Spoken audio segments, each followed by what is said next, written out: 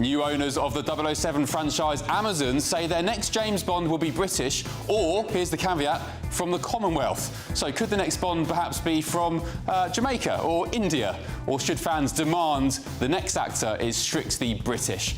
Also tonight, they promised moderate jihad in Syria, but now the rebels who overthrew Assad, the same guys David Lammy lumped £50 million to in December, have started massacring Christians in the street. So where's the Foreign Secretary now?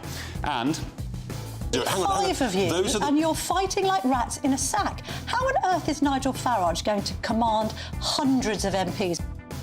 Form Civil War latest. Deputy Leader Richard Tice says Rupert Lowe wouldn't be welcome back in the party, regardless of the outcome of the investigation, while Lowe himself says Reform tried to silence him over migrants. Joining me on the panel tonight are GBNews contributor Will Kingston, political commentator Chloe Dobbs, and the former Labour Minister Bill Rammell. And what's going on here?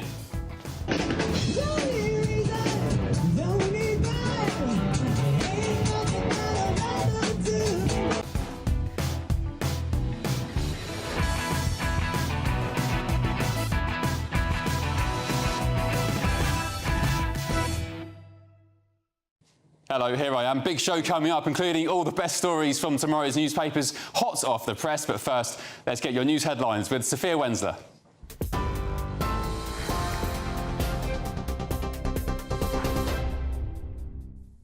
Ben, thank you. It's just gone 9 o'clock. These are your headlines.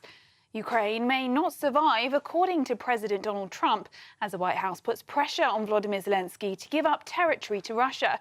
US officials are understood to have told the Ukrainian president that he must pledge to cede land if he wants the US to lift its ban on weapons and intelligence sharing. Speaking in an interview with Fox News today, Trump was asked if he felt comfortable that he had walked away from the country by spending US aid and intelligence sharing with Ukraine. Are you comfortable with that? The fact that you walked away and Ukraine may not survive? Well, it may not survive anyway, but he's a smart guy, and he's a tough guy. And he took money out of this country under Biden like candy from a baby. It was so easy, with that same attitude. And I just don't think he's grateful. Mr. Trump's reply comes in an apparent reference to Russia's continuing gains on the battlefield. Russia's defense ministry said its forces had recaptured 3 more settlements in the Western Kursk region today. Meanwhile, Reform UK's deputy leader says it was right and proper to investigate bullying allegations in Rupert Lowe's offices. Richard Tice insists the party had to act after Mr. Lowe was suspended and reported to police over claims he threatened violence against the chairman. Reform also says it has evidence of serious bullying and derogatory remarks about women, allegations Mr. Lowe denies. Nigel Farage warns the party must avoid constant infighting, saying it has a duty of care to its staff. In other news, ministers are facing pressure over reports that an alleged Palestinian gunman entered the UK illegally on a small boat. The Mail on Sunday claimed Abu Wadi, a former militant, has called for the killing of Jews and posed with pictures with AK-47s. He's believed to have been among 235 migrants picked up in the Channel today. Shadow Home Secretary Chris Philps says the government must find and remove him immediately.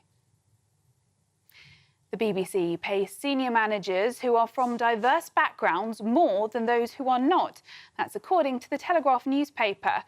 Statistics released in the corporation's annual report reveal that LGBT, ethnic minority, disabled and female senior managers earn larger salaries than those not from those backgrounds. The revelation comes despite the BBC having committed to equal pay. And the second half of England's Six Nations victory over Italy was interrupted by a drone hanging a Palestinian flag over the top of the stadium. The intrusion happened towards the end of round 4 win over the Azzurri. A flying object entered the airspace over Twickenham and descended beneath the top of the stands. While the Six Nations game went ahead just moments later, it further highlighted the growing unrest. England went on to beat Italy 47-24 to keep their Six Nations dream alive. Those are the latest GB News headlines. Now it's back to Ben. For the very latest GB News direct to your smartphone, sign up to News Alerts by scanning the QR code or go to gbnews.com/alerts.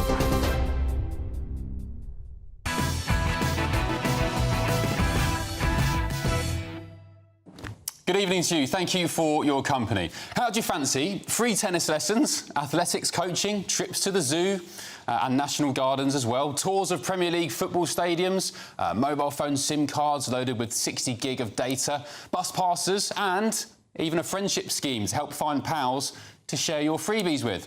It all sounds like a prize pot from Anton Deck's Saturday Night Takeaway, doesn't it? But the truth behind that haul of goods is no joke, because those benefits, the tennis lessons, Arsenal tours, athletics coaching, they form part of a £6.6 billion taxpayer-funded package to support asylum seekers in Britain. Here's today's headline in the Sunday Express. A dossier of information compiled by Reform UK using freedom of information laws has lifted the lid and laid bare the sheer scale of how we are the land of milk and honey for migrants. An absolute litany of contracts worth millions and millions of pounds to help illegal migrants feel safe and included in this country, all while British people struggle to keep their head above water month after month. One contract at the asylum centre at the former RAF Wethersfield base in Essex shows migrants were greeted with a £20,000 sports coaching and equipment scheme for activities such as volleyball, tennis and athletics. 4 times a day, 3 times a week. Very good. Other asylum seekers across Britain have been treated to trips to London Zoo. Book a ticket to go there tomorrow for you and I, and it will cost us £27 a pop. They're also ferried to the very beautiful Kew Gardens in London, very nice this time of year. £25 entry at the gate for you and me. And by sheer coincidence, migrants are also taken to Arsenal's Emirates Stadium. The team of our Prime Minister, Sir Keir Starmer, of course. And me, as an Arsenal fan, I don't know why anyone would want to visit the Emirates right now, having bottled the league for another year. But anyway, tickets cost £30 each for hard-working Brits. Free, though, if you came here on a dinghy. And let's not forget that all this gallivanting is going to require a refuel. Just as well, then, the other contracts include sandwich delivery services for asylum seekers worth £50,000. Each lunch is worth £4.45, with an array of options to suit all appetites, including chicken, egg and mayo, and even veggie and vegan selections too. Not bad. British pensioners, meanwhile, are deciding whether to eat dinner or heat their homes after our dear leader swipes their winter fuel allowance. And, of course, some of our channel friends have massive social media followings, don't they? Just like the Hamas-supporting, gun-toting, Jew-hating Abu Wade, who came to Britain this week. There he is on your screen. Nice chap. By the way, the Home Office still won't tell us where he is, but he's going to need plenty of data to tell his pals back home in Gaza what massive mugs we are in Blighty. So, obviously, taxpayers have forked out an eye-watering £1.1 million on mobile phone SIM cards with 60 gigabyte worth of data packages. And if you're not aware, 60 gig is an extraordinary amount of data to use in just 1 month. Most of us use an average, I think, of around 8 gigabyte. Enver Solomon, who's the chief executive of the Refugee Council, said cutting these schemes would be a false economy and would have a negative effect on the UK. He said, "I know refugees from all over the world who make amazing contributions to their communities and to our country. Many are success stories, working in the NHS, running businesses that create jobs or working on our high streets." Yes, I have been wondering what NHS trust Abu Wade will soon be working in. There he is again. Answers on a postcard. All this comes, of course, off the back of GB News today revealing that more than 2,000 illegal boat migrants have crossed the Channel since just last weekend, 7 days, a record for this time of year. So what happens to this pledge? Serious answer is to smash the gangs. We have to take those gangs down, to smash the gangs that are running this vile trade, to smash these gangs. Gangs aren't being smashed, are they, Prime Minister? Thousands of strange young men from faraway lands are still coming here, and British people continue to be betrayed by the very people meant to be protecting their interests. Let's get the thoughts of my panel now. The GB News contributor Will Kingston, political commentator Chloe Dobbs and the former Labour Minister Bill Rammell. Bill, what's your take on this rather bombshell revelation today in the Sunday Express? £6.6 billion on migrants. Well, I'm not convinced by it, and let me explain why. I want asylum numbers to come down. I want the costs to come down. But this report is full of claims. no specificity, no time. Well, it's over 5 years, so the vast bulk of it's under the previous government. The reality is that an asylum seeker, their income is £49.18 per week. That's half the rate of a British citizen. And the reason I question these... On top of hotels, on top of freebies to Arsenal and Kew Gardens. But we don't see the numbers involved, right? There is a case for money being spent on integration, whether it's English as a second language to help people integrate, whether it's some social activities. Hold on, Will. When I was an MP, I was consistently told that asylum seekers were getting £7,000 in cash to buy new cars. It was completely untrue. And, you know, I think we need to see the reality of this. Give it a week, that will probably come out. Bill, how many of them do you think are genuine asylum seekers, and how many of them do you think are fighting-age males who are coming here for a better life? That's 60-40. That's about 90-10 at the moment. So 90%. No, it's not. On first claim, it's about 40%. On appeal, it goes up to about 60%. Guys, regardless of what the ratio is, I think we can all agree that some of the stuff that money is being spent on here is just absolutely ridiculous, and a complete slap in the face to hard-working Brits that normally have to pay for this stuff. Now, Bill, you're right that integration is important. So I am all for, if they're going to spend some money on them, spend some money on English lessons, because there are a lot of them coming across. I've met them in Calais. Most of them did not speak a word of English, which is not going to help them work and contribute to Britain. But DJ lessons, free driving lessons, tennis lessons. I mean, Ben, you probably spend a fortune on tennis lessons for your little boy. The vast bulk of the £6.6 billion is spent on housing and maintenance. Chloe and Bill, we need to separate legal asylum seekers, and there are channels for legal asylum with illegal boat people. The problem is that too much of this money is being spent on people who illegally come into this country. That is the problem. Well, I was listening to... Sorry, you go.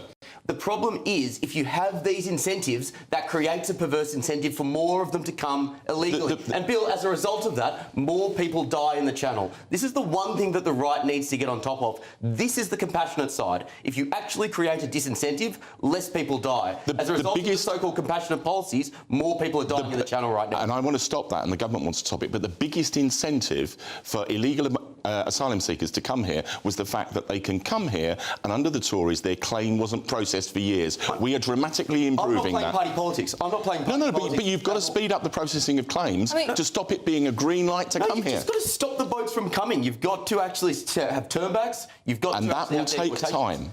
We should do both. We should turn boats back, and we should speed up the processing time, and that would bring and that is happening. But Bill, you make the point that the majority of the money that we are spending on this asylum system is on the accommodation, right, compared to the stuff like the tennis lessons. But that in itself is absolutely shocking, because the amount that they offer these hotels to house asylum seekers is way, way more than those hotels. Totally agree. And this government has committed over 5 years to stop spending money on hotels. But you don't turn it round over 8 months. And they've now said maybe 2029. You don't turn it round with the commitments for a 5-year parliament. So you don't turn it round overnight. Do you support detention centres then over hotels?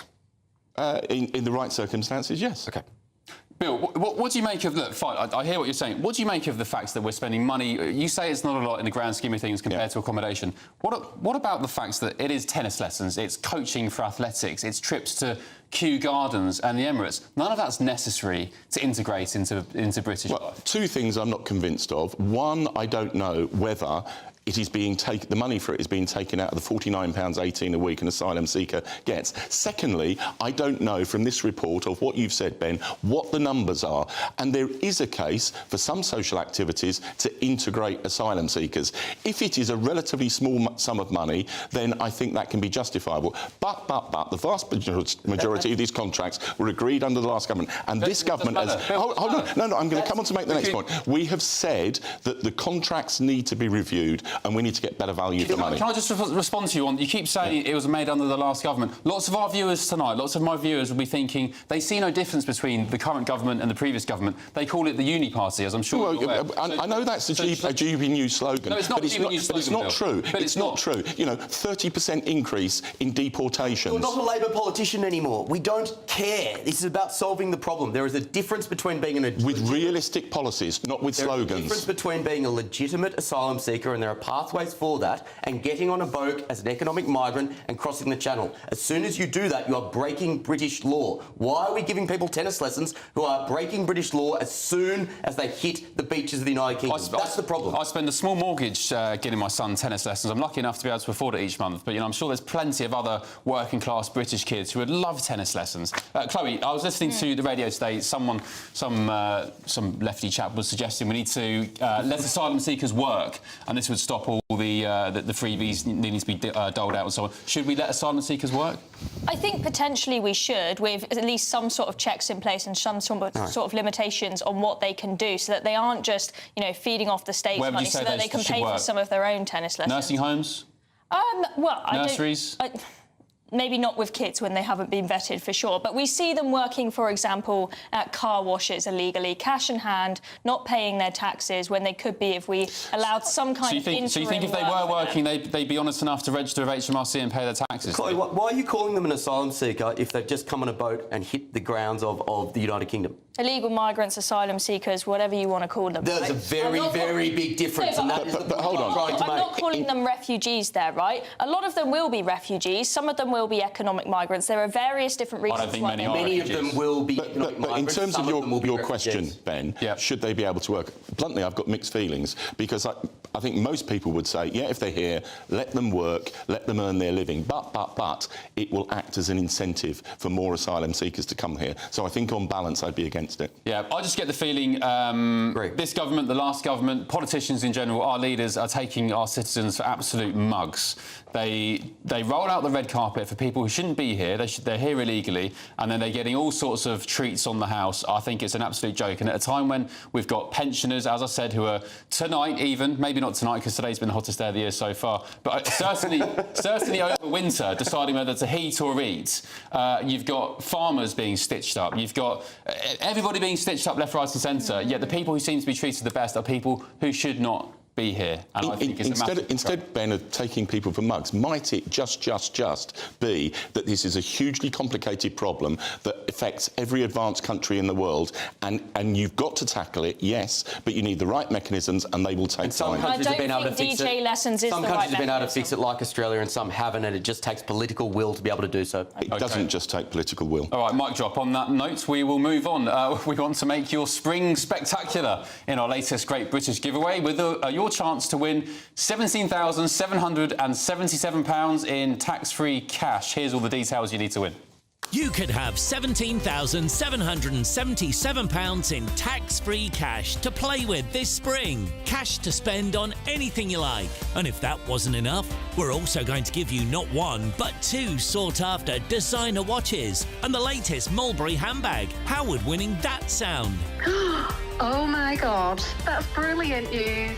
For a chance to win the cash, 2 watches and a designer bag, text cash to 63232. One entry costs £2 plus 1 standard network rate message, or text bonus to 63232. 5 entries cost £5 plus 1 standard network rate message. Go to gbnews.com/win. Entries start from just £2. Call 0903 681 3232. Calls cost £2 plus your network access charge, or post your name and number to GB12 PO Box 8690 Derby DE1 9TT. UK only. Entrants must be 18 or over. Lines close at 6 p.m. on the 4th of April. Please check the closing time if listening or watching on demand. Good luck. Good luck. Coming up after the break. Mr. Bond. James Bond. There he is, one of the most iconic British film characters of all time, is set for a new version. Amid rumours an American could be cast as the next James Bond. The panel are shaking their heads. Former 007 Pierce Brosnan, my favourite, GoldenEye, of course, my favourite flick, has warned the lead role must be played by a Brit. But there's a small caveat from Amazon today. I'll let you know what it is in just a sec. This is Ben Leo Tonight, only on GB News.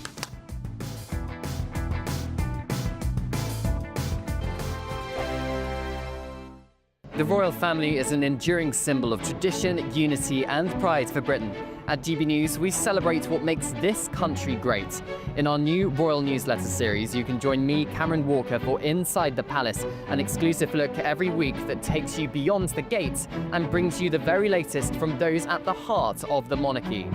Never miss a royal moment again. Sign up now. Go to gbnews.com/royal newsletter and get the latest straight to your inbox. I'm Michelle Dewberry, and this is GB News. The People's Channel, Britain's news channel. Patrick Christie's Tonight, weekdays from 9 p.m. Well, let's talk about something that has really divided opinion now. So this is King Charles gearing up for a religious festival, not Easter, Ramadan, packing dates for Muslims, observing a month of fasting. Here's the clip. Okay. Sorry, I didn't realize the king would be so fast. You are packing dates faster than I can see them. What do you make of that, Charlie?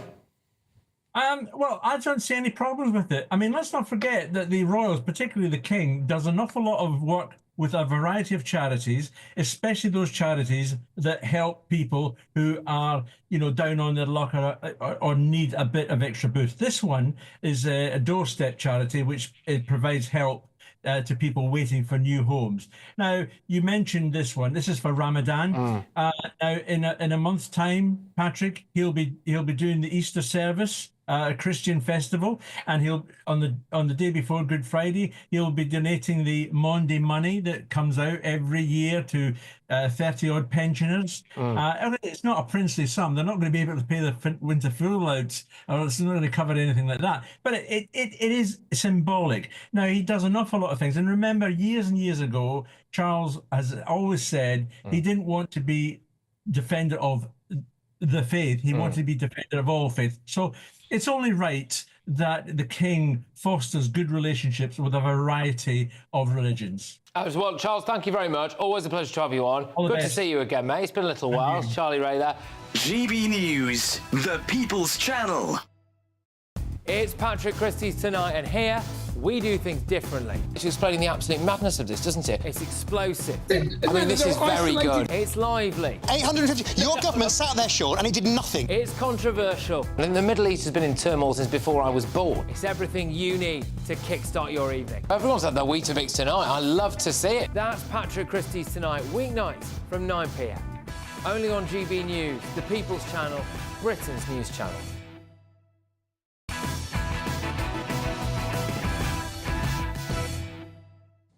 Welcome back to Ben Leo Tonight. Now, James Bond, of course, is one of the biggest film franchises in the world and has rightly put Britain on the map all across the globe. 007, though, has always been a British character so far, and even played by a British actor, always, from the days of Sean Connery up to the most recent Bond played by Daniel Craig. Following the takeover, though, of the franchise by US-based Amazon, MGM Studios, former James Bond Pierce Brosnan, who's my personal favourite, who has starred in 4 films, he's told the Sunday Telegraph that the next Bond should be British, saying it's a given for the character.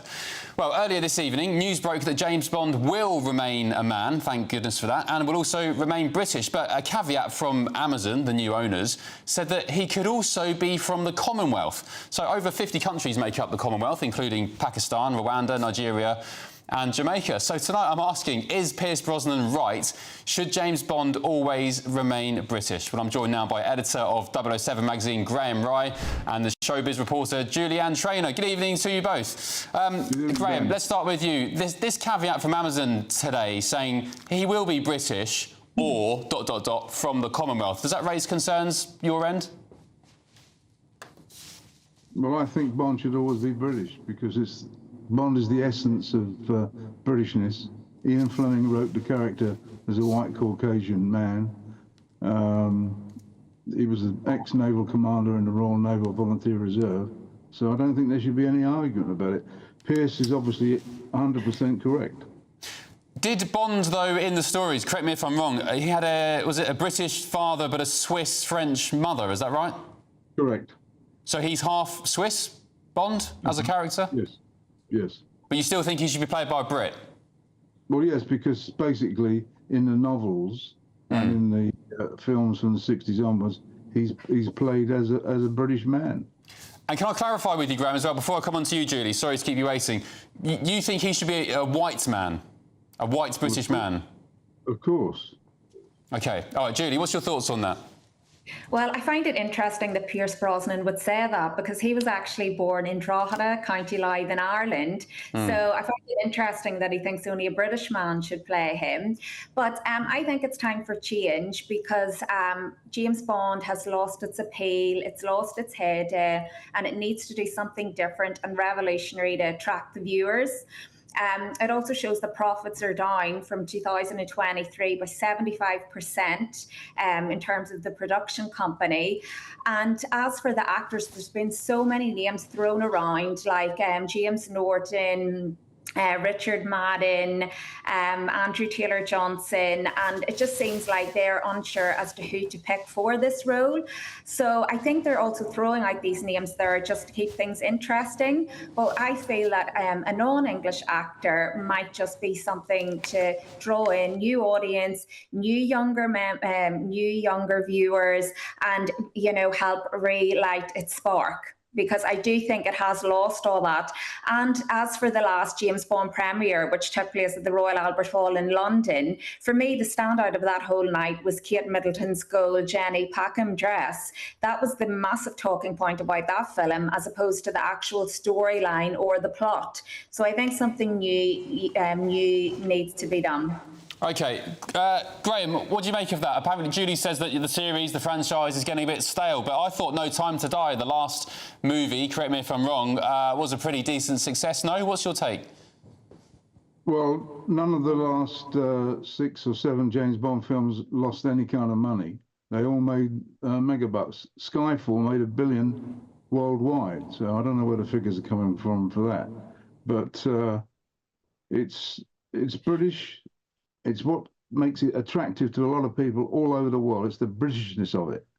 And there's only one actor out there at the moment that could do justice to this. He's Scottish, and his name is Stuart Martin. Stuart Martin? Not sure I've heard of him. Julie, have you heard of Stuart Martin?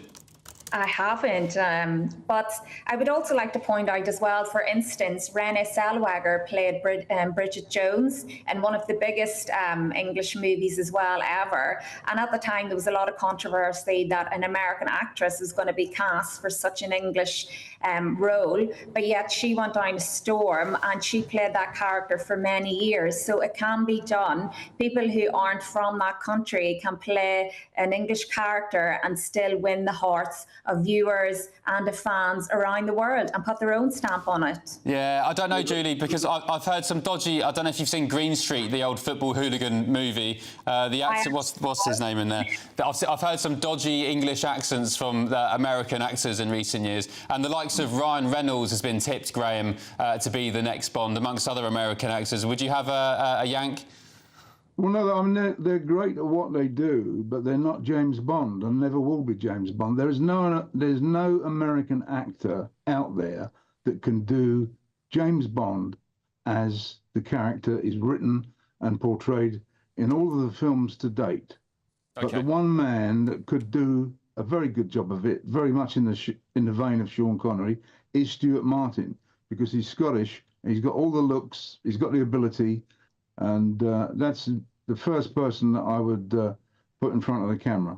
All right, I've just Googled him. He's not a bad-looking man. I can see him scrubbing up as Bond. Graham, last question to you. You said that Bond should be white, British, no concessions, no Commonwealth actors or whatever.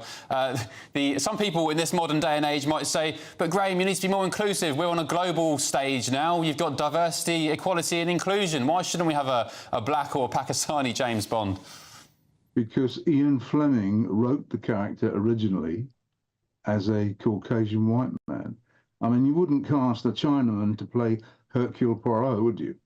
I don't know. I remember some West End theatres having some black actors playing traditionally white actors. But there we go. We'll wait and see. Graham, do you reckon I should lump on Stuart Martin then in the betting markets? Definitely. OK, there we go. Take that as sage wisdom. Graham Wright, editor of 007 magazine, and Showbiz reporter Julianne Traynor, thank you for your company this evening. Cheers. Let us know what you think on that. gbnews.com/you'll say. Some coming in basically saying, yeah, it's the same as Graham. The next James Bond should be white and British. Anyway, coming up after the break. This is an opportunity for Syria, talking to our allies, making sure the civilians are protected, making sure the minorities are protected. Really grim, horrific scenes in Syria. President Assad was toppled 3 months ago. This weekend, David Lammy sent the new regime, the moderate jihadis, £50 million in aid. But now, violence against religious minorities, including Christians, has continued. The UN has warned interim leaders to take swift action to protect Syrians. I'll get the latest on this shocking story next. This is Ben Leo Tonight, only on GB News. I hope it doesn't rain. Don't worry about it. It'll spoil our holiday. Relax, we're totally covered. All Clear Travel Insurance sponsors GB News Travel Destinations forecast. Hello there. Low pressure still dominates western parts of the Mediterranean. Outbreaks of showers, heavy rain, some strong winds as well. Temperatures a little below average for the time of year. Through Monday, showers across the west, some longer spells of rain, Spain and Portugal there. Showers across into Italy, temperatures in the mid-teens. But the best of the dry weather across Greece, across into Turkey as well. Plenty of sunny spells here. And the outlook for is it to improve a little with temperatures rising too. All Clear Travel Insurance sponsors GB News Travel Destinations forecast. In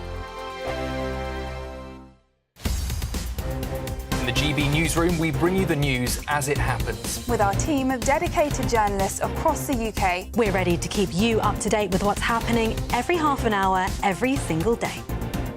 Bulletins here on GB News, the People's Channel, Britain's news channel. Britain's newsroom, weekday mornings from 9:30. I watched the video yesterday with Meghan Markle announcing this relaunch. What did you make of the video? It's constantly this rebranding thing that's going on, which is quite interesting. We've had different kind of, way back to Sussex Royal at the very beginning. Here we've now got this new lifestyle series that's coming out. Obviously, she's got this new brand that's going to go alongside it. It's very difficult because royals, as we've said many, many times before, this is not something royals typically kind of do. And obviously these are no longer, if you like, working members of the royal family, but still, Prince Harry, as I keep saying, is a senior member of the royal family. So it's quite a kind of uncharted territory that they're going into. And as I said, this is a bit of a disaster because everything they seem to kind of do when it comes to branding, it just doesn't seem to work. They seem to really be struggling to find their purpose in the US. Do you think that's fair? I mean, Prince Harry, of course, has got the Invictus Games, which is just the most wonderful thing that he has set up. But it appears that they're not obviously part of the royal family anymore in terms of working royals. They're not senior working royals, but not able to make it in the business world yet either. You're right, Elliot. I think the Invictus Games is definitely the kind of saving grace. That's the thing that everybody kind of admires and respects them for. But then it's when they keep going back into this kind of celebrity branded lifestyle. I don't think anyone's really that hugely interested. As you said, in the States, you kind of hear people are for them, people are against them. I think most people would rather that they went kind of doing this. I think we've said this so many times before that, as members of the royal family, they should continue down that line and going into this kind of business world. It just, I think I'm right in saying historically with royals and kind of business, it doesn't really work. GB News, the People's Channel. If you want your news to be straight talking, this is a nightmare for the Conservatives again. Down to earth. It's not just Nottingham where this is happening, is it? And most importantly, honest. Hard-working, middle-class taxpayers, they'll get the book thrown at them. Then catch me, Martin Daubney, Monday to Friday, 3 till 6 p.m. on GB News, Britain's news channel. I'm Christopher Hope. From pop star to politicians, I'll interview anybody in a pub who's got a political opinion. Join me every Friday on Spotify, Apple Podcasts, YouTube or gbnews.com, or wherever you get your podcasts. This is GB News, the People's Channel.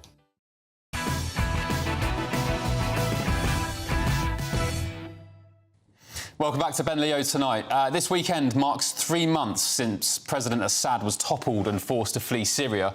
He was replaced, of course, by the Islamist and al-Qaeda-linked groups Hayat Tahrir al-Sham. And despite concerns about the political future they may offer Syrians, global leaders, including our very own Prime Minister, Sir Keir Starmer, he made assurances that civilians and minorities would be protected under the new regime. I welcome the fact that Assad has gone. The Syrian people had to put up with his brutal regime for far, far too long. We're talking to regional allies. It's very important now that there's a political settlement, a political way forward, and it's very, very important that we emphasise that civilians and minorities must be protected in this process. But very, very pleased that Assad has fallen. Well, 3 months exactly since those assurances, Syrian security services and affiliated gunmen have murdered hundreds of civilians, largely from Christian and Alawite religious minorities, and that's according to the Syrian Observatory for Human Rights. Government forces are said to be targeting minority groups as revenge against the former regime. President Assad himself was from the minority Alawite community, and one Syrian Christian this week told Fox News in America, "They want to kill all of us. They don't want us in Syria. We have to flee Syria. They're seeking revenge from the former regime. I'm asking for protection and to live in dignity because we can be killed at any moment." Well, I'm joined now by Catholic journalist and commentator Caroline Farrow in the studio. Caroline, good evening. Sorry to have you in here under these horrific circumstances. Have you seen, I mean, there's a litany of videos online of, which we can't show you on air, of course, but Christians being executed in the streets, being made to crawl on their hands and knees like dogs. Really horrific scenes. What do you make of all this? It's a big fat mess. It's horrific, it's horrendous, and it's no surprise. So my organisation, Citizen Go, back in December, we were drawing attention about what was happening to the UN. So bear in mind, in 2011, 10% of the Syrian population were Christian. Now it's around 3%. And even at Christmas, we were hearing reports of churches being burned down, religious symbols like crosses being desecrated, priests being executed, religious sisters being forced into Islamic dress. So what's happened over the weekend is obviously an escalation, and a horrible escalation, but we were warning of this in December and saying to the UN, you must speak up for the Christians, you must protect their human rights. We had a petition to the UN. We asked for their Syrian envoy and their special rapporteur on religious freedom to stand up for the Christians, because it's no good. The group that's in charge in Syria, HTS, they're an Islamic they're an Islamic terrorist group. They're on a terrorist list. Well, they were billing themselves, rebranding Jelani, who's the head, rebranding themselves as the moderate jihadis. David Lammy threw them £50 million in aid in December, amongst other world leaders and foreign secretaries.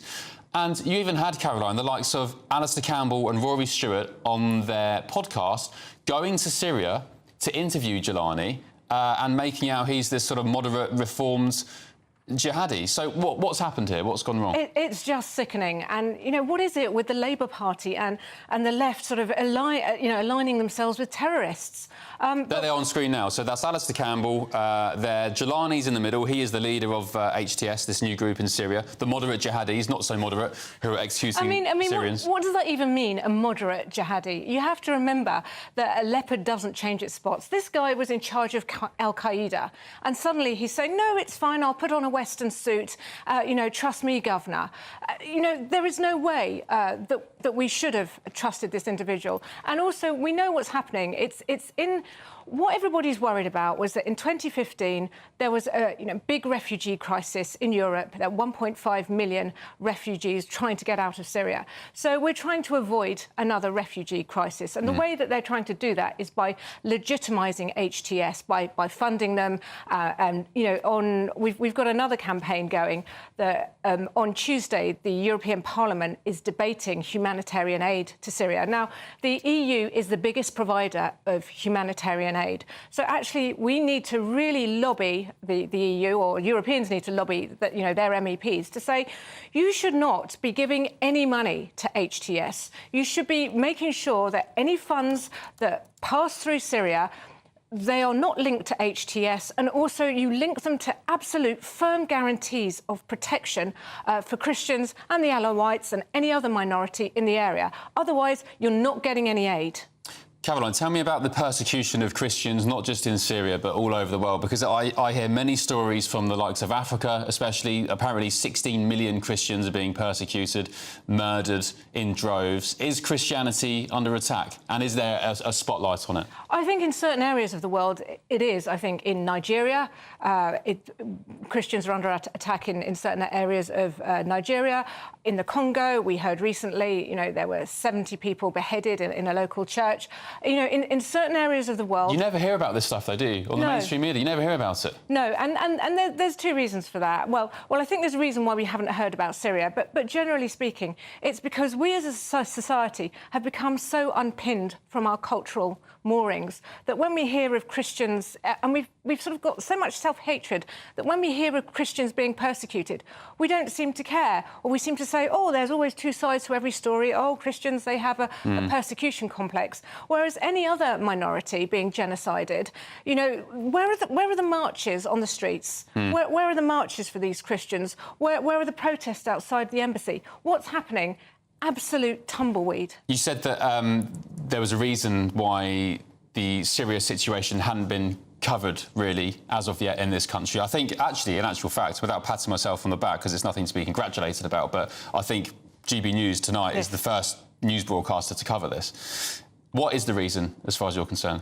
Well, firstly, I think, other outlets are too concerned with just cultural fluff. Look at what the BBC is putting out there, saying something about drag queens, no doubt. But generally speaking, this is a mess that has been caused by the West. Let's be really clear. The West has funded the group that is now in power because they were so keen to see Assad fall. So you had the US, you had Biden administration funding these militants. You had Israel. I'm afraid to say they were funding the militants too. And so now everybody's got egg on their face, and everyone's so distracted with Ukraine they don't actually want to see what's happening in Syria. And I've seen President Trump say, express the point of view that maybe this is a war going on somewhere else and that Americans shouldn't worry about it. But actually, Syria is a pressure cooker. It's a tinderbox. And if we don't get on top of it, we've got al-Qaeda on the rise, and America knows only too well the damage, look at 9/11, the damage that a terrorist state can unleash. So we really need to get on top of this. Europe needs to get on top of this. And we need to actually get a grip. And if you look at what's happening, you've got insurgents in Jordan. The Jordan border's not secure. You've got Turkey. They're fighting the Kurds in the north. So Turkey have funded this new regime as well. And you've got al-Qaeda in the east sort of rising up. So we really need to get a grip and say, this is not acceptable. We do not prop up a terrorist state. What do you expect the government to do now? What would you urge them to do? Because they've been so steadfast in, as I said, lumping aid to HTS and Jelani. What should they do now? Do you think they'll just ignore it? Well, the US, actually, Marco Rubio released a statement 6 hours ago saying this is unacceptable. We stand with these persecuted minorities. This violence has to stop. I think it wouldn't harm the British government. It wouldn't hurt Keir Starmer to actually say something about the Christians in Syria. I don't know why there's been this silence. So they firstly must speak out really, really strongly. And secondly, they must put all diplomatic efforts not into legitimising a terrorist regime, but all their diplomatic efforts into protecting the minorities and stabilising Syria. They need to put their money where their mouth is instead of trying to sort of rehabilitate this guy. David Lammy did tweet about it 5 hours ago. He said something akin to, I can't remember the verbatim tweet, but he mentioned it without mentioning the word Christian. He called it. He called it persecuted minorities. Didn't mention the word Christian. And it's a great point about repeating the same mistakes. This reminds me of Libya. Yes. Hillary Clinton and the French going into Libya, laughing about it. That infamous clip of Clinton laughing about we came, we saw, we killed Gaddafi. What a mess Libya became after that. The slave hellhole of the world. It just feels like history repeats itself. Well, I mean, I think there's shades of Srebrenica here. I think as well there are... look what happened in Rwanda in 1994 when everyone was silent. We cannot be silent any longer. Caroline Farrow, thank you for your company tonight. Sorry it's under these circumstances, but I'm sure we'll be getting you back to keep us updated on this really important issue. Thank you, Caroline. OK, coming up, take a look at this. There's only five of you, and you're fighting like rats in a sack. How on earth is Nigel Farage going to command hundreds of MPs? The Reform UK row continues. Leader Nigel Farage has waded in today, saying that the public doesn't like political parties that engage in constant infighting. He wants the party to unite and remain focused on the fast-approaching local elections in May. But is it all too late for that just now? This is Ben Leo Tonight, only on GB News. Good evening. Welcome to a GB News weather update from the Met Office. Well, many of us have seen a fine and settled weekend, but there is a change. It's going to be turning colder with some outbreaks of rain for some of us on Monday. Take a look at the bigger picture. There's an area of low pressure towards the southwest, but a cold front across the north that will introduce the colder air. But back through the rest of this evening then, this band of rain across parts of Scotland will gradually sink its way southwards, turning wintry over the hills. Cloudier skies across much of England and Wales, but largely dry and frost-free for many of us as well, but turning colder across Orkney and Shetland to start Monday morning. So looking through into the detail then on Monday morning, then we have this band of rain across parts of Scotland, but also some har and some sea fret across the eastern coast. Behind this band of rain, actually it will be turning brighter with some showers. Bright skies across Northern Ireland as well, with some sunny spells developing to start the day. Similar picture across much of England and Wales, but generally a bit more cloud in places compared to recent days. So as we go through the rest of Monday morning then, this band of rain and cloud will gradually try to start sinking its way south and eastwards. Generally the rain will start fizzling out, and behind that turning much brighter across much of Scotland, with frequent showers moving in across eastern areas. Across the south, generally cloudier here with some outbreaks of rain, but we do hold on to the milder conditions, not quite as mild, but 13, 14, 15 degrees, but feeling much colder across northern parts of Scotland.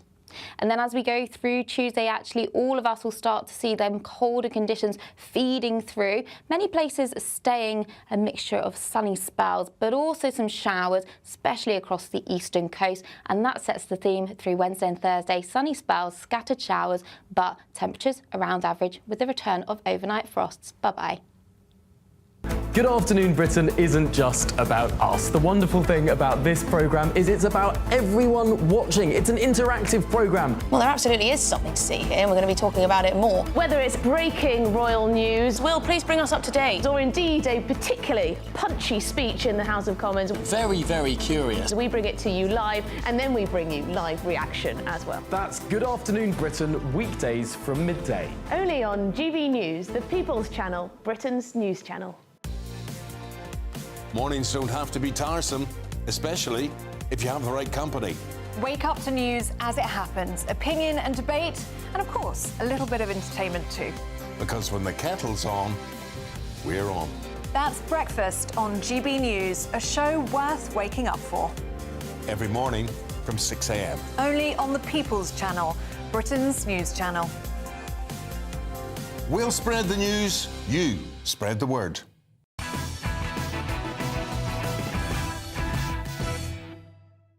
Welcome back to Ben Leo Tonight. Now, a big development in the Reform UK civil war. Nigel Farage today has first of all broken his silence, telling Rupert Lowe, or at least telling the media, that the public doesn't like political parties that engage in constant infighting. Mr Farage warns a sense of unity within his party has been harmed following the public row with the Great Yarmouth MP Rupert Lowe. That was after his party seemingly imploded to infighting in scenes that sent shockwaves through Westminster. And after Reform's backbench MP, Mr Lowe gave a controversial newspaper interview which appeared to question Mr Farage's plans for the future. Allegations including threats of violence and bullying claims were then made against him and his staff. In a scathing statement penned by Chief Whip Lee Anderson and the party chair, Zia Youssef. Some of those allegations have been reported to police. And in the last hour, this is crucial and the breaking bit of news tonight, the senior investigating lawyer appointed by Reform UK has denied making comments that Rupert Lowe in recent days has attributed to her. Reform's deputy leader, Richard Tice, was grilled earlier today on GB News by Camilla Tominey. Let's take a listen. hoping net There's stupid only zero. Hang five of you, and you're fighting like rats in a sack. How on earth is Nigel Farage going to command hundreds of MPs, which is your aspiration for the next general election, if he can't keep 4 MPs in check? Because the truth is, we're working incredibly hard. We're going to work the hardest over the next 4 years. We're going to have the best candidates and the best policies. You're working hang on. hard. And that starts on May the 1st this year. Then it goes into the devolved nation elections next year, and we're going to prove it by results. All right, I'm joined by Reform's parliamentary candidate for Putney, Peter Hunter. Peter, good evening. Look, this breaking news in the last half hour or so, the KC for your party has come out and said Rupert Lowe's been attributing all these comments to me over the past 48 hours or so. It's nonsense. I've not said anything to him. So who's telling the truth? Well, I think I'd like to say that at the local level, you know, we're booming at the local level. We're trying not to get involved in this high-level politics. We don't like that either.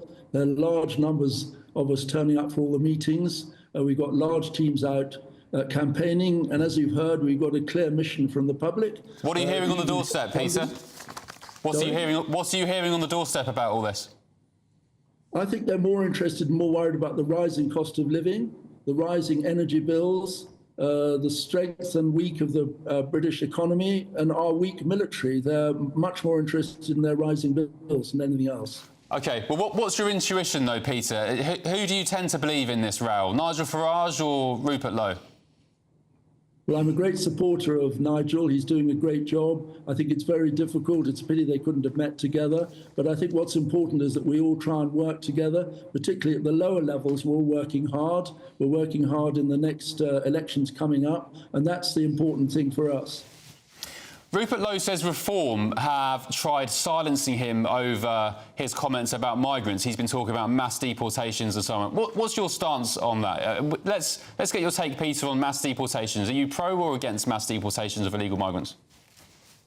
Well, I think the level of illegal migration is far too high. Everybody says they're going to do something about it. Nobody's achieved very much, despite Labour's claims. So it is a major thing on the doorstep. Everybody's concerned about. It's changing neighbourhoods, and it's not good, and it's putting huge strains on the NHS, schooling, and other things. So something has to be done. Reform's the only party that's going to be able to do that. That's why we're now becoming the official opposition and doing well, and that's where we are now.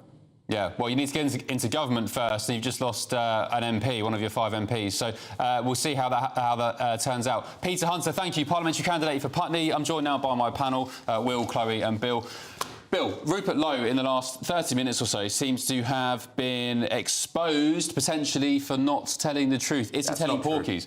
Well, the KC's come out and said, I've not made any of these comments to Rupert Lowe. And I think he's got some questions to answer there. My personal experience of Rupert Lowe, before I was a minister, I debated with him in Southampton, and I don't often say this about people, but I found him a nasty, aggressive so-and-so as a debater. So the accusations, do they surprise me? No, they don't. He denies them, of course. But Nigel Farage has got form here. He has fallen out with everyone, whether it's in UKIP, whether it's the Brexit Party, whether it's now Reform. Unless you're 100% flattering him and supporting him, then he ends up being against you. And I don't think that's a sustainable... how much time have you spent with Nigel Farage or Reform or the Brexit Party? How do you know that? Because I spend a lot of time in the green room in GBNews talking to people who worked with him in UKIP, the Brexit Party and Reform, who say he can't manage personal political relationships. Well, has Rupert Lowe just been exposed tonight? No, and as a matter of fairness, I've probably had a similar amount of time with Rupert, both in a personal capacity and also in media appearances. I've always found him to be a gentleman, and he's always been very kind to me. That doesn't mean he hasn't been different with you, but I think we need to put both of those opinions out on the table. But you were interviewing him. I was debating him. I've also had conversations with him in a personal capacity. Okay. He's always been very kind with me. But Will... But two things. Number one, in terms of what we've heard in the last 30 minutes, this is a KC who was being appointed by the Reform Party, i.e. appointed by Nigel Farage. If she sides with Rupert Lowe, i.e. the person they're investigating, they will no longer appoint her as KC. Now, I'm not suggesting or questioning her integrity. That's just the reality of it. I actually think that is something we need to keep in mind. The other thing we need to keep in mind is this is against his office. It is not against him personally. I think this is a political hit job. I do not think this is a serious investigation. I don't know. It sounds pretty damning to me. The case is coming out. I mean, it's an extraordinary intervention to say to correct Rupert Lowe in that fashion. He's been, you know. If she doesn't, she loses her job. Yeah, all right. But she is a KC. We're running out of time, unfortunately. We're going to discuss this again in the next hour. All the newspaper front pages are coming out imminently. We'll have them and we'll continue this discussion. Chloe, I'll bring you in after the break. Back in just a sec.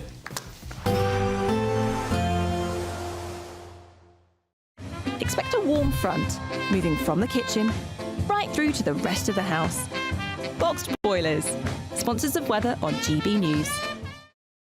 Good evening. Welcome to a GB News weather update from the Met Office. Well, many of us have seen a fine and settled weekend, but there is a change. It's going to be turning colder with some outbreaks of rain for some of us on Monday. Take a look at the bigger picture. There's an area of low pressure towards the southwest, but a cold front across the north that will introduce the colder air. But back through the rest of this evening then, this band of rain across parts of Scotland will gradually sink its way southwards, turning wintry over the hills. Cloudier skies across much of England and Wales, but largely dry and frost-free for many of us as well, but turning colder across Orkney and Shetland to start Monday morning.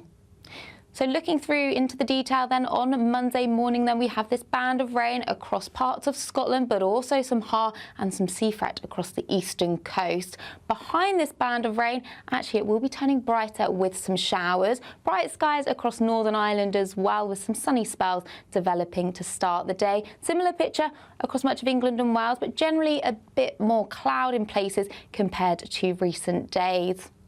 So as we go through the rest of Monday morning then, this band of rain and cloud will gradually try to start sinking its way south and eastwards. Generally the rain will start fizzling out, and behind that turning much brighter across much of Scotland, with frequent showers moving in across eastern areas. Across the south, generally cloudier here with some outbreaks of rain, but we do hold on to the milder conditions, not quite as mild, but 13, 14, 15 degrees, but feeling much colder across a northern part of Scotland. And then as we go through Tuesday, actually all of us will start to see them colder conditions feeding through. Many places staying a mixture of sunny spells, but also some showers, especially across the eastern coast. And that sets the theme through Wednesday and Thursday. Sunny spells, scattered showers, but temperatures around average with the return of overnight frosts. Bye-bye. Despite the morning rain, it'll be a nice, warm, cosy day ahead. Boxed heat pumps, sponsors of weather on GB News. You could have £17,777 in tax-free cash to play with this spring. Cash to spend on anything you like. And if that wasn't enough, we're also going to give you not one, but two sought-after designer watches and the latest Mulberry handbag. How would winning that sound? For a chance to win the cash, 2 watches and a designer bag, text cash to 63232. One entry costs £2 plus 1 standard network rate message, or text bonus to 63232. 5 entries cost £5 plus 1 standard network rate message. Go to gbnews.com/win. Entries start from just £2. Call 0903 681 3232. Calls cost £2 plus your network access charge, or post your name and number to GB12 PO Box 8690 Derby DE1 9TT. UK only. Entrance must be 18 or over. Lines close at 6 p.m. on the 4th of April. Please check the closing time if listening or watching on demand. Good luck. I'm Christopher Hope. From pop star to politicians, I'll interview anybody in a pub who's got a political opinion. Join me every Friday on Spotify, Apple Podcasts, YouTube or gbnews.com, or wherever you get your podcasts. This is GB News, the People's Channel. Hi, I'm Michelle Dewberry, and my show is your opportunity to cut through all the noise and dive in headfirst to some robust debates. Ideas clash. Situation, isn't it? Because the failure is... You're deliberately avoiding my point. Nothing's held back. And if you think this is the end of it, wait for more. And we do not shy away from the difficult stuff. Sometimes I want to shake people and say, if only you understood. So join me on Jubes & Co. weeknights at 6 p.m, only on GB News, Britain's news channel.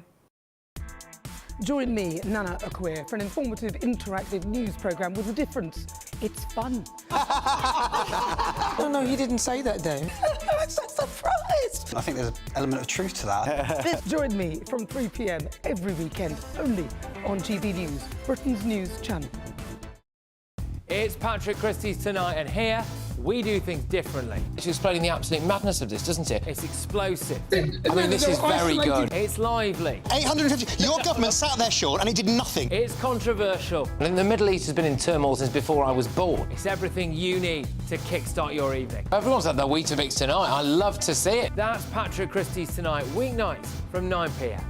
Only on GB News, the People's Channel, Britain's news channel. This is Britain's Newsroom, where your voice matters. It's just astonishing. With expert analysis and honest opinion, we don't just keep you informed. We bring you unique perspectives you won't see anywhere else. Can't argue with any of that. When the news happens, it happens here. On Britain's Newsroom, weekdays from 9:30 a.m. Only on GB News.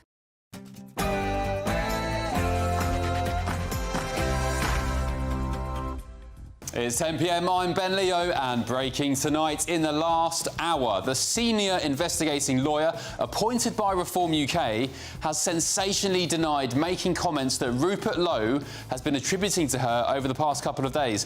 Mr. Lowe said the KC was shocked about the lack of evidence given to her. Incredibly, though, tonight she's now been forced to correct him publicly. Also tonight, migrants will have to earn more to qualify for a work visa and won't be able to bring partners to the UK unless they've been married for 2 years. That's under new proposals tabled by the Conservative Party. And shocking revelations, or perhaps not so shocking, show the BBC's been paying senior managers who are from LGBT and ethnic minority backgrounds far more than those who aren't. And in tomorrow's Daily Telegraph, pro-Palestine protesters strike the capital again. This time, a Palestinian flag on a drone hovered above Twickenham during England's Six Nations win over Italy. Also, whilst a man was climbing the Elizabeth Tower yesterday, what might have the Met Police been up to?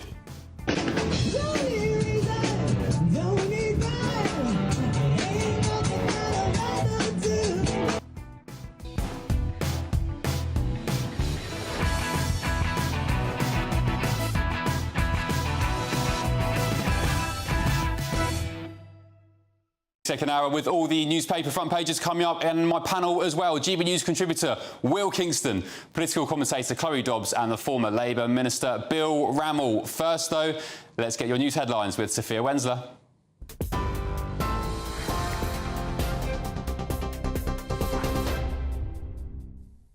Ben, thank you. It's just gone 10 o'clock. These are your headlines. It's being reported that a senior lawyer appointed by Reform UK to investigate allegations against suspended MP Rupert Lowe has denied making comments he has attributed to her. It's understood the KC said she finds herself in the unfortunate and regrettable position of having to correct the record. Mr. Lowe had the Reform whip suspended on Friday and was reported to the police after claims of threatening violence against the party chairman. His suspension came after Mr. Lowe's comments that Reform under Nigel Farage's leadership remained a protest party led by the Messiah. In other news, Ukraine may not survive, according to President Donald Trump, as the White House puts pressure on Volodymyr Zelensky to give up territory in Russia. Speaking in an interview with Fox News today, Trump was asked if he felt comfortable that he had walked away from the country by suspending US aid and intelligence sharing with Kyiv. Are you comfortable with that? The fact that you walked away and Ukraine may not survive? Well, it may not survive anyway, but he's a smart guy, and he's a tough guy.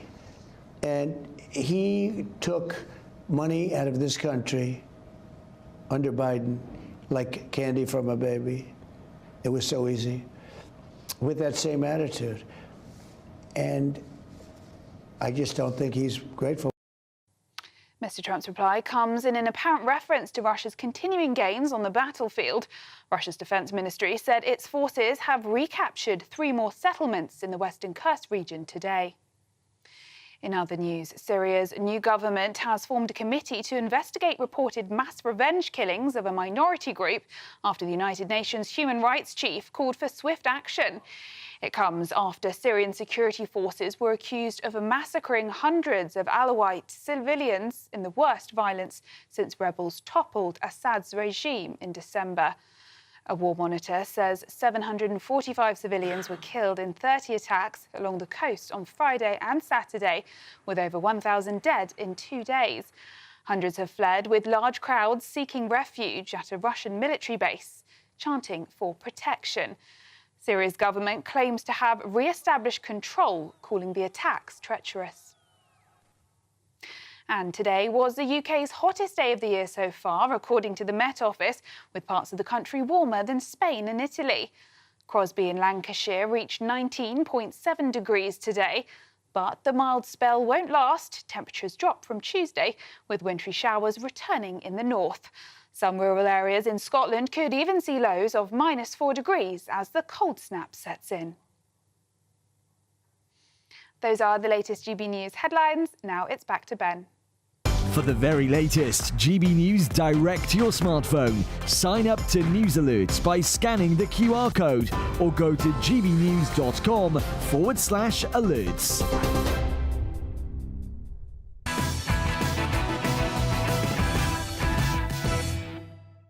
Thank you, Sophia. Let's get a look at the first newspaper front pages. The Independent leads with Ukrainians blame the US betrayal for battlefield horrors.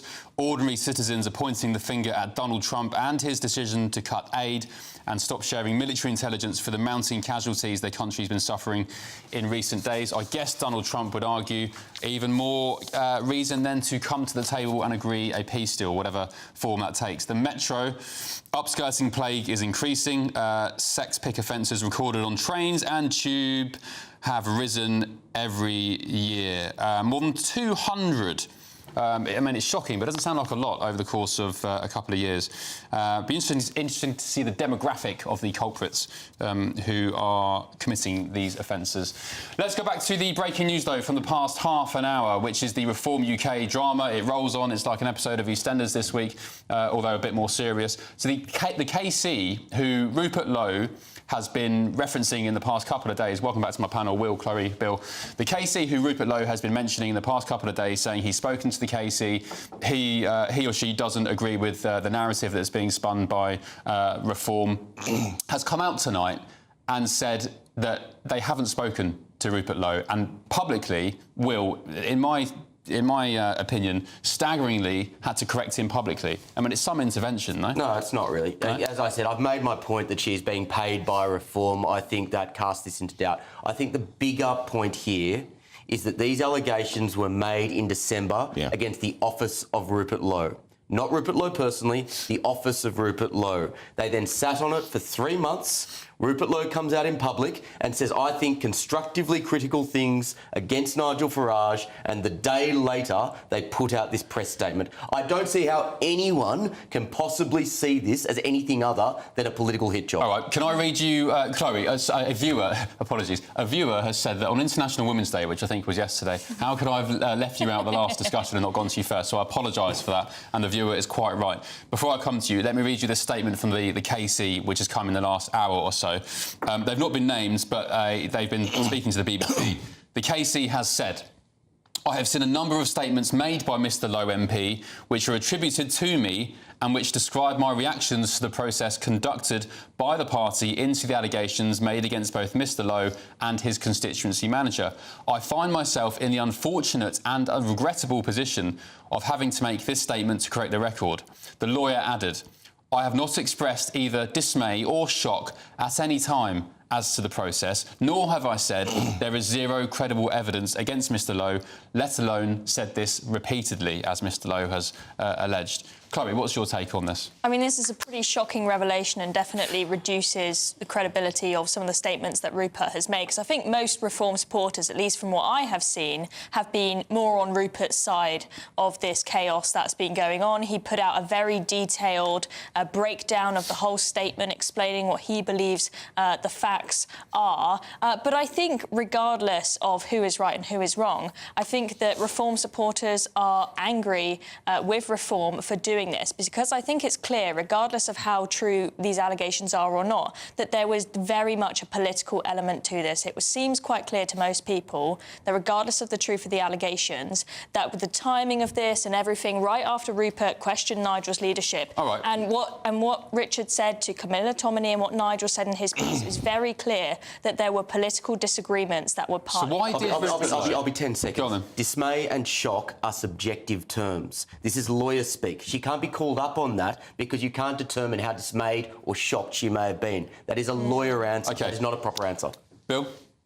I'm actually quite taken by Will's point of 3 months for these allegations to come forward. I think that's really telling. You know, if they were that serious, if the allegations were really sound, you deal with them straight away. You don't wait for 3 months. And the timing does speak of a hit job on Rupert Lowe, whatever his inadequacies. But, you know, this is about Farage's leadership. You know, Reform is still a private, limited company. It's not a democratic political party. But it's changed in recent weeks. No. They've had an overhaul. No, he's still got the control in large way, shape or form. Listen to Ben Habib, who used to be the deputy leader of Reform. He says it's not a democratic Nigel Farage party. would argue Ben Habib's got an axe to grind because he didn't win his seat at the election. He was deputy leader. You can't have a deputy leader who's not an MP but doesn't win a seat. And now Ben Habib, with respect to Ben, and like Ben, he can't stop talking about it. That's always Nigel's claim against whoever he falls out with. They've got an axe to grind against me. Unless you give him 100% slavish support, then you're against him. And I think that's a big part of what's happening here. Nigel does have a reputation for being ruthless about taking people out of his team and it doesn't suit him. We did see that with Ben Habib. I know you say, Ben, he didn't win his seat, but this is a guy who put a heck of a lot of work into building up to the party to the position that it is in now. To not give him some sort of role or something. Clearly, there were political disagreements I think he was axed because of Brexit and about the structure of the party, and so he was axed very ruthlessly. I think he was axed because of that interview with Julia Hartley-Brewer where he said he'd let migrants drown in the Channel. I mean, nobody said that on the record, but I mean, it doesn't take an idiot to work it out that he makes that interview, says those comments, and then weeks later he's axed. Yeah, I mean, I didn't agree with those comments, but you're seeing perhaps similar with Rupert Lowe, where he said, given his views on migrants, that Nigel and the rest of the party maybe disagree with, so they've decided, off you go. Right? Whether you think that's a credible reason to remove someone from party or not, it's very clear that there are political motives behind this decision, whether you agree with it or not. Well, before we move on, let me ask you this. Why did Rupert Lowe give that interview to Andrew Pearce, pretty much slagging off the direction of the party? I think there's actually been a part of that interview has been cut. I think the full interview... But why did he do it in the first place? You're ahead in the polls, the momentum is flying, you've overtaken the Tories for membership. Why not try and keep that behind closed doors? Because he's had a festering disagreement with Farage for months. I think that's a fair point. OK. Well, he said himself that it's led to the mess that they're in now. He said on his Twitter that he tried internally behind closed doors desperately over and over again over a long period of time to bring about the change he wanted and felt this was like a last resort. Whether that's true or not, I don't know, but that is what he has said. I think I'll tell you what the right reasons. I'll tell you what it tells me. 45 years in politics has taught me that the far left parties and the far right parties end up eating themselves. I don't think Reform are far right. Well, I think by any far right about Reform? On any objective analysis, they are to the far right of the British political spectrum, but they end up eating themselves. They end up in disputes. That's what happens on the left, and it's happening on the right. It's very hard to argue with Bill today on that. As much as I am a supporter of reform, you'll both be going out for G&Ts at the pub next. It's deflating. This is a very deflating day and sad day for a lot of reform supporters. I mean, I, like many people, left the Tory party because I was fed up of the constant infighting, and so there are people who switched to reform who are hoping for something different and for a bit more unity, and clearly it's starting to... This is infighting on speed. Yeah. JC Superstar on Your Say has said, Ben, I get the feeling you're just stirring the pot here. I mean... That's his job. I'd politely say I'm not. I mean, the KC, the lawyer, has come out in the last hour and denied ever giving those statements to Rupert Lowe, so I can only just report the news that's breaking at the moment. I don't really have much of an opinion on it. I do share the sentiment from lots of Reform supporters that, I mean, Will included, why couldn't they just handle this behind closed doors? It seems a bit of a shame for them when they're doing so well in the polls. But anyway, we'll move on. Let's get stuck into a BBC story, of course. The headline, how to earn more in the BBC top ranks. Don't be white, straight or male. So new statistics released in the corporation's annual report reveals that LGBT and ethnic minority or disabled and female senior managers earn much larger salaries than those not from those backgrounds. The revelation comes despite the BBC having committed to equal pay. Bill, does this sound like equal treatment of BBC staff? If you're straight and white, you're going to be getting paid less than, say, the LGBTQ+I disabled crew? Well, to take one example, historically, people from black minority ethnic backgrounds have been paid less in the broadcast media than white people. That's wrong. By the sound of it, if these figures are backed up, this is equally wrong. And the BBC needs to explain and justify the range of salaries across its community. I mean, I would love to actually properly delve into how exactly have they calculated this. Is this just playing with numbers to spin and get a headline? But if it is true and these numbers are legit, that's pretty shocking and surely against the law and under the Equality Act. Well, is it beneficial these days to, if you're seeking a job, maybe just to blag it a little bit and just say, you know, maybe I'm a gay man or identify as a woman? And... Well, that happens all the time now. And I think Bill actually summed up. Yeah, absolutely. How do you know it happens? Well, anecdotally. Right. I don't have the statistical report in my back pocket at the moment, Ben, but anecdotally, you know as well as I do that it happens. And I think that what Bill said perfectly was that you cannot make up for past discrimination with present discrimination. That is the problem with the DEI agenda, and that's the problem with stories like this. Yeah, interestingly, the new BBC chairman gave an interview today, I think it was in The Times, a very long interview, saying that they need to focus more on particularly northern viewers and northern working class employees. I think that's true. I think that's true. However, I've heard Gary Lineker slagged off in this studio so many times in the past. Clearly, we need to form a posse to collectively support him. But you know, the other thing that's annoying about this is we don't really care about the one thing that does matter, which is socioeconomic discrimination. Absolutely right. Absolutely right. And yet we do care about artificial forms of discrimination or more artificial forms of discrimination. Class still matters. This is the thing, is even if positive discrimination is the way forward, I don't agree with that, but even if it were the way forward, the people you should be prioritising are the people who genuinely have a difficult start in life, right? And just the colour of your skin, I'm sorry, but that is not the determinant. A lot of the people who are in the most difficult situations as kids with the least opportunities are white working class boys, but they seem to be the ones who are back of the list on applications when you've got to tick all these boxes. Yeah, my background's education. You look in education, you're absolutely right. The biggest excluded category is white working class boys, and we've got a huge amount of work to do to tackle that.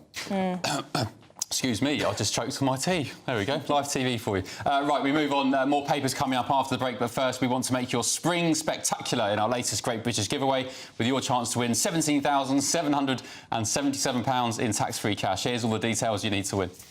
You could have £17,777 in tax-free cash to play with this spring. Cash to spend on anything you like. And if that wasn't enough, we're also going to give you not one, but two sought-after designer watches and the latest Mulberry handbag. How would winning that sound? Oh my God, that's brilliant news.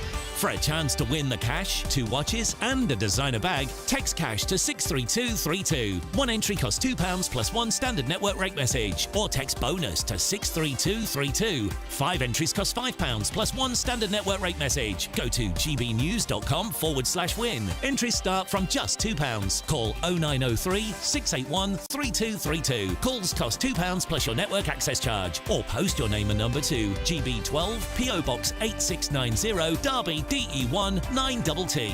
UK only. Entrants must be 18 or over. Lines close at 6 p.m. on the 4th of April. Please check the closing time if listening or watching on demand. Good luck. All right, good luck to you. Coming up, what on earth is happening here?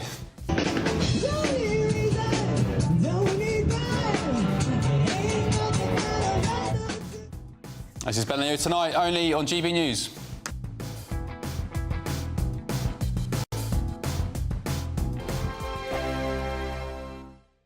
If you want your news to be straight talking... This is a nightmare for the Conservatives again. Down to earth. It's not just Nottingham where this is happening, is it? And most importantly, honest. Hard-working, middle-class taxpayers, they'll get the book thrown at them. Then catch me, Martin Daubney, Monday to Friday, 3 till 6 p.m. on GB News, Britain's news channel. We're proud to be GB News, the People's Channel, and as you know, we always love to hear your views. Now, there's a new way of getting in touch with us at gbnews.com/yoursay. By commenting, you can be part of a live conversation and join our GB News community. You can even talk to me, Bev Turner, or any of the members of the GB News family. GB News Breakfast, every day from 6 a.m. Jason, actually, who worked for William and Kate, came out and he worked for them between 2015 and 2021, I think. He came out and actually said, no, these allegations are there, and the Duchess of Sussex has always denied any allegations of bullying. Yeah. But these were accusations that were levelled at her when she was over here at Buckingham Palace, and also, interestingly, we have seen last year in particular allegations of her bullying TV production staff in America. So now these are allegations. Meghan obviously denies everything, but it does make you wonder there's no smoke without fire to have those allegations. Certainly bullying young junior members of staff, reducing people to tears. In the UK and in America, you do have to wonder whether this is lots of people who have axes to grind or whether it's actually true. You and I would have been brought up in similar working environments, and I look and I think I wouldn't even go here with Dawn Neeson, because what we were used to, and I'm not saying subjected to, because everybody got it. There were loud voices, there was threatening behaviour. I had telephones thrown at me, cups thrown at me. I had a typewriter thrown at my feet, an Adler typewriter. And that was, what's wrong with this script? I don't know. What was this, Shelley bosses? Yeah. Most of the bosses I worked for were basically psychopaths. Yeah. Well, look, it made them more driven. I don't feel wounded or harmed by it, but what I do realise is that you can never replicate, you can never in any way say to anyone, what the heck are you doing? Because you're aggressive to it. Although I don't see it as aggressive, but just you need to point out to people where they're doing things wrong. So I don't know how, in this day and age, you actually get people back on the right track or not. GB News, the People's Channel. Join me, Nana Akwe, for an informative, interactive news programme with a difference. It's fun. No, he didn't say that, Dave. I'm so surprised. I think there's an element of truth to that. Join me from 3 p.m. every weekend, only on GB News, Britain's news channel.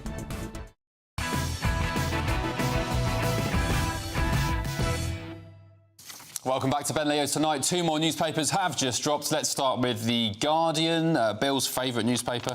Only joking. Prisons... It's driven me up the wall, but anyway. It might be your favourite paper. The headline reads, prisons to get hundreds more cells in case summer riots happen again.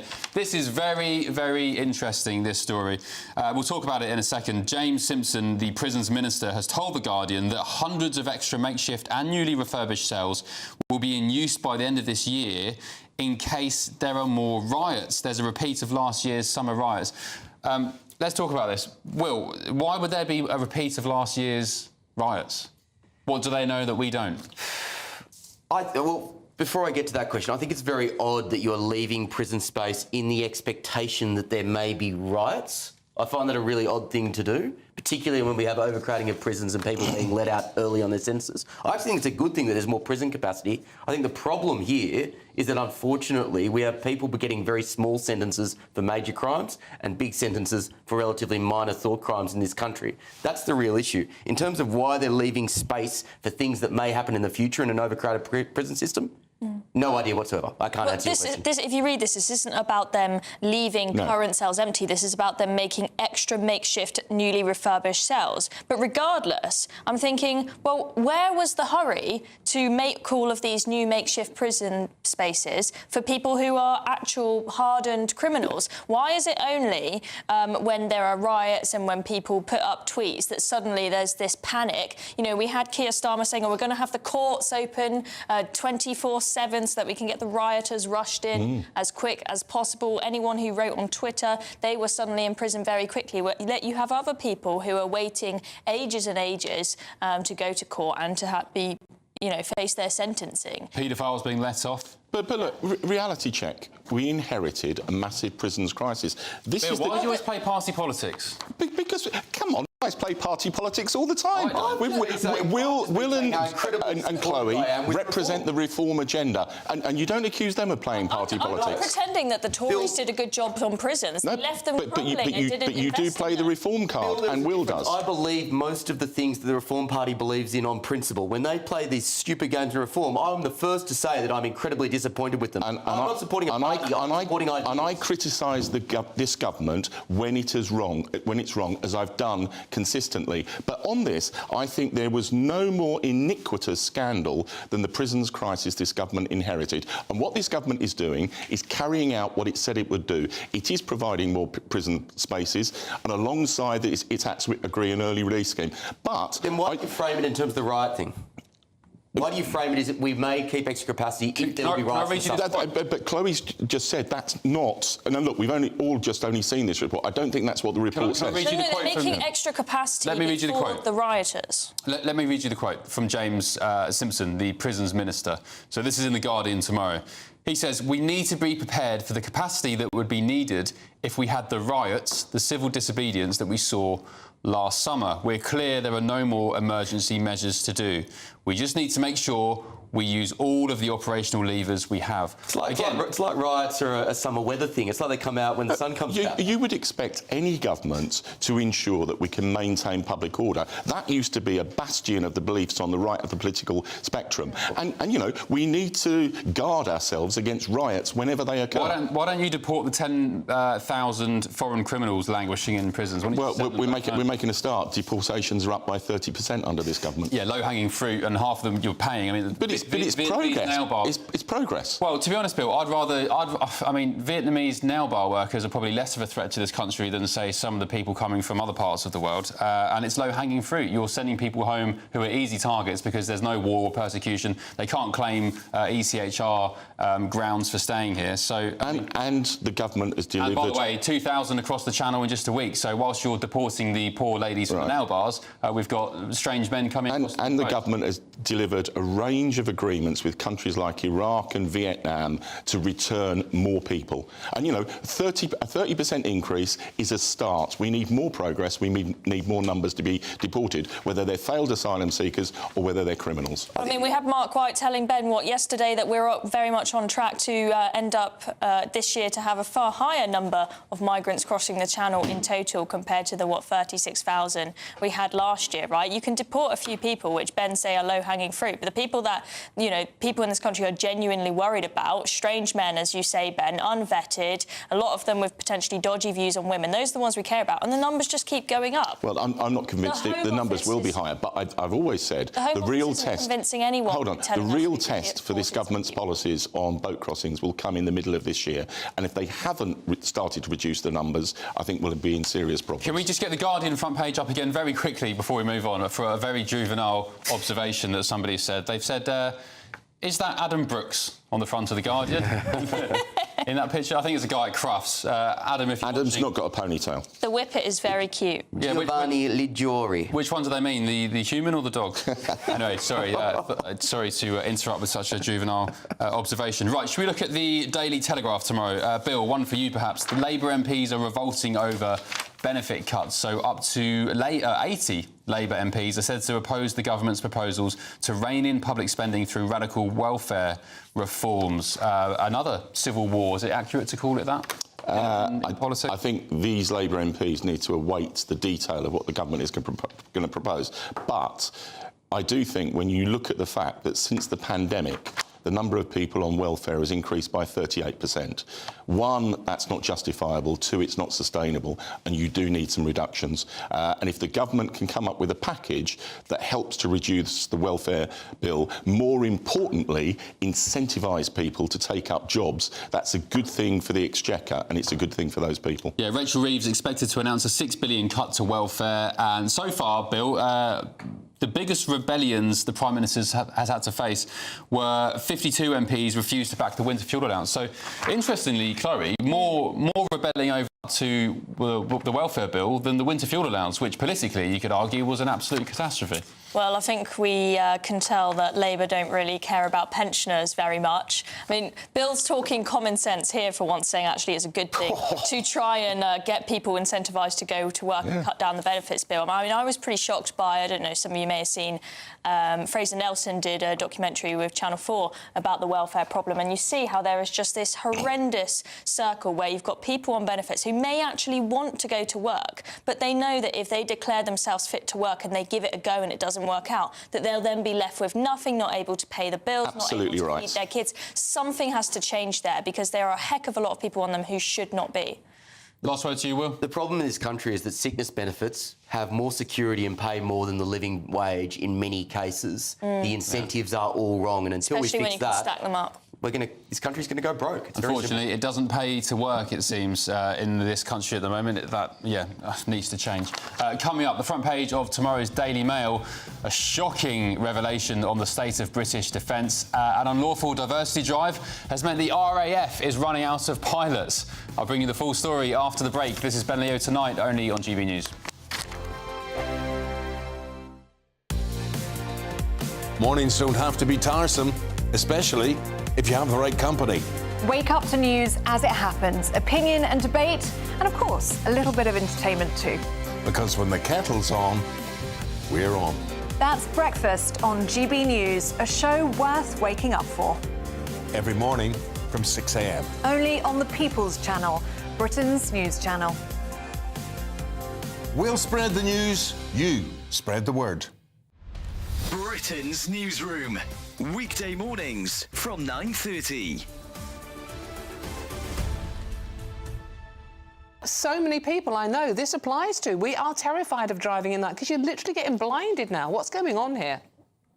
You are. I'm going to be a little bit contentious, though, and say that bright headlights have actually come about in order to make roads safer. Because if, like me, you've had experience of driving older cars, you'll know just how appalling the older style headlights can be. And in fact, you can't actually see very clearly the road ahead. So the new xenon and LED headlight technology actually stemmed from a racing background when cars were racing at night in order to make the roads brighter. Now, I'm not saying that it's not a problem for drivers, but I do sort of think that, this possibly could be part of the whole culture of people liking to have something to complain about. And they kind of need to learn, and I think this really should be part of the driving test. You need to learn how to drive at night and not to look directly into the headlights that are coming towards you. But the RAC survey also shows, Amanda, that it suggests that there's been at least 200 road accidents which could be directly attributed to people being dazzled by the light. So that can't be good. No, exactly. And I mean, I'm not belittling the accidents, and I'm certainly not belittling the people who have problems, particularly things like cataracts, which can really be a problem for nighttime driving. And it is a really serious problem when it comes to safety, admittedly. But again, I just feel that, bright headlights actually essentially make the road safer. We've got far more people travelling on the roads these days than we've ever had at any point in history. And so by virtue of the fact, we are going to see these numbers rising because, of course, there are going to be more people who are going to be dazzled by the headlights. The People's Channel. Good Afternoon Britain isn't just about us. The wonderful thing about this programme is it's about everyone watching. It's an interactive programme. Well, there absolutely is something to see here, and we're going to be talking about it more. Whether it's breaking royal news, Will, please bring us up to date, or indeed a particularly punchy speech in the House of Commons. Very, very curious. We bring it to you live, and then we bring you live reaction as well. That's Good Afternoon Britain, weekdays from midday. Only on GB News, the People's Channel, Britain's news channel.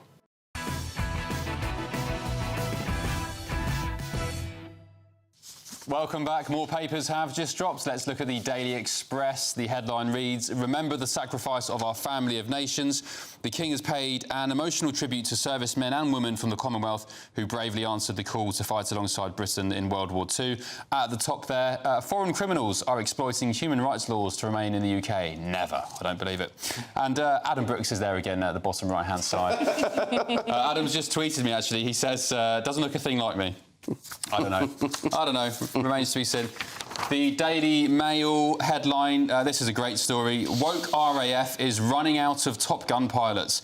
The unlawful diversity drive jeopardises the Prime Minister's pledge to put jets in the sky over Ukraine. So RAF bosses have launched a desperate search for pilots after a secret bid to discriminate against white male applicants backfired. Welcome back to my panel. Will, Chloe, Bill. I remember this story, don't you, Bill, from last year? The RAF went on a recruitment drive basically saying if you're a white man, don't apply. But now they seem to be scurrying around for pilots. And it was unlawful. Look, my last job in government was Minister of State for the Armed Forces at the Ministry of Defence. And although I've got the greatest admiration for the military leadership of our generals and our admirals and our Air Force leaders, they are rubbish managers. And this is another example of it. And there needs to be systematic reform within the management of the military, stopping this kind of thing from happening. Bill, and this is a question, this isn't me making a point. How much of this is actually coming from the top brass of the military and how much is being actually directed from political people? So, within the Ministry of Defence, the military leaders are absolutely integrated into every key management decision. That's the way, under successive governments, it has operated, and I do think that's one of the problems. So it's not a minister saying, do this DEI stuff? Well, yeah, ministers have a role, but it's the senior military have... You could almost go as far as saying have a veto over management decisions that are taken at the top of the MOD, and I don't think that's in the best interest. You're a former Armed Forces Defence Minister. Was this kind of DEI nonsense happening when you were in the job? No, this is a recent initiative. It should have been kicked out of the park as soon as it surfaced because it was unlawful and it was unworkable. What would you say if a civil servant came into your desk in Whitehall and said, "Here you are, Mr. Rammell, we're doing this"? What would you say to them? I would say no, and I'd challenge them. Oh, I was hoping for something a bit more emphatic than that. Well, I mean... It's part of the watershed, Bill. You tempt me. Look, on many occasions as a minister, you have to take control, you have to set the agenda. My experience of the civil service across the board is the vast majority will go with you, but I think there is a systematic problem within the MOD where the senior military have too much clout. Yeah, I mean, it looks like they're now facing the consequences of DEI.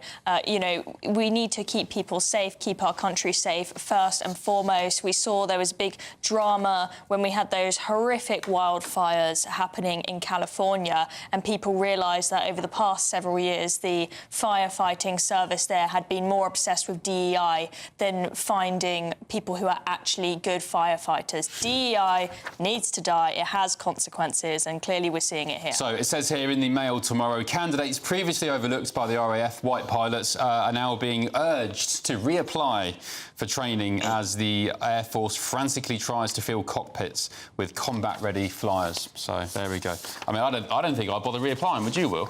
No, I wouldn't. I'm reminded of the immortal words of Douglas Murray, who said that you can play the DEI game, but eventually the bridges will fall down.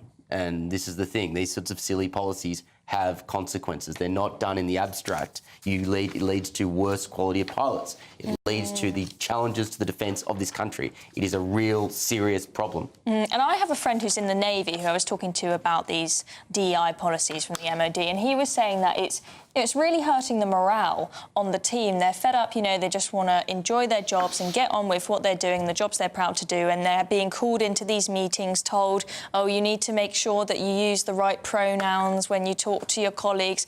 They don't want to hear it. They're fed up of hearing this from the top-down management. I have a friend in the Navy as well, and a few weeks ago I forwarded him a story about a similar message. He said... I'm not sure if I can say this on air. I said, what's your thoughts on this story? And he said, woke, S-word, pandering to a small number of people. Not really surprised, though. Did you ever see the army adverts? Everyone stops fighting whilst we start praying on the battlefield.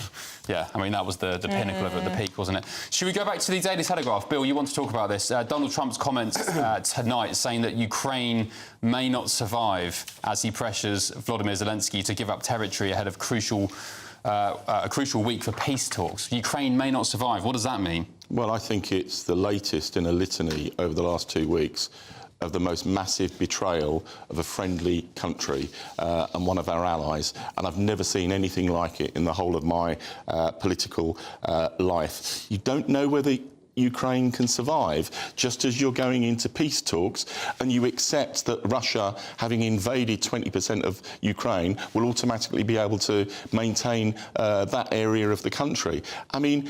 Is he not just applying pressure to Zelensky, though, to sort of... OK, so where's the pressure to Russia? Right, you know, all of my political life, there's been an agreement across the political parties that Russia presents an existential threat, and for 76 years we've had collective security through NATO. Trump is fatally undermining that. Now, I hope that we do get progress towards a peace deal this week, but these kind of tactics, and, you know, the suspending of military aid, the suspending of intelligence, and actually in The Independent, Ukrainians are now rightly blaming Trump for his betrayal for the battlefield horrors, because by lifting the intelligence, the Russians are far more easily able to target people. Yeah, I think they said, who are they speaking to? Some soldiers on the front line were saying they're basically fighting blind now. They don't know when Russia are getting ready for missile strikes and so on. OK, all right, any thoughts on that, guys, or should we move on? I think that Trump is a good negotiator and he's far better negotiator than Joe Biden, but I think that some of the tactics that he is starting to use is starting to play into the narrative that Trump is a huge, scary bully. I think especially with that stopping of aid to Ukraine, I think that's been quite unpopular, and a lot of people who, before the election, were saying Trump is a scary man and he's going to be awful for Ukraine, I feel like they're feeling quite vindicated here. I hope that this is him just, you know, playing bluff so that he can force Zelensky's hand, but I feel like although we want him to be a good negotiator with Zelensky, I don't think it's going to be a good look for him if it looks like Zelensky was just absolutely forced to sign something that he didn't really have the chance to have any say in. And I also think there's a big unanswered question here. What have the Russians got on Trump that force him to side with Russia in a way that no previous US president has done? I agree with most of what you said up until that point, but there's no evidence for what you're just suggesting. I think that's conspiratorial in the way that you would poo-poo right-wing conspiratorial. Well, there are intelligence operatives who say that there is some substance to it.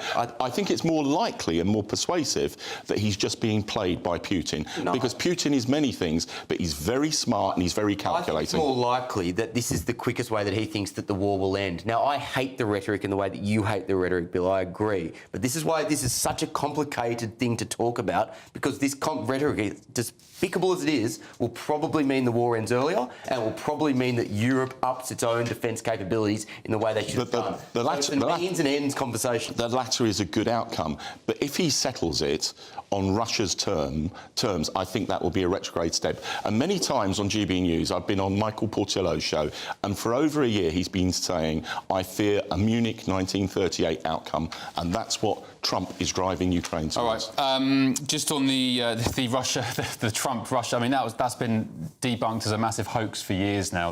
Christopher Steele, was that his name? Yeah. The British intelligence officer, the dossier he compiled, people went to prison for lying about it. It was a Hillary Clinton-funded hoax. So I don't know what more the President, Donald Trump, has to do to kind of disassociate himself from that. You could argue, I'm not defending Trump in this situation with Ukraine, but you could argue he is just trying to apply pressure to get a deal done. But then I reiterate, where's the pressure on Russia? I did see, it's not on the same scale. I did see some tweets this week from Donald Trump saying that Putin would be hit with more banking sanctions and so on and so on. I don't think it's on the same scale as saying Ukraine may not survive as a country, but yeah, there we go. Right, something that tickled me earlier today, a social media account that keeps track of Lorraine Kelly. Remember her, ITV, big show in the morning? It keeps track of her absences of her morning TV show, and it's now shut down after Lorraine describes it as really hurtful. So the account on Twitter, X, it's called Lorraine K Watch, has more than 25,000 followers and said that the joke has run its course and it's time for it to end. They've closed the account down after Lorraine spoke to The Guardian in an interview saying the account was really hurtful. It really is. She said, I've not spoken about it before, but I'm a grafter and I work really hard.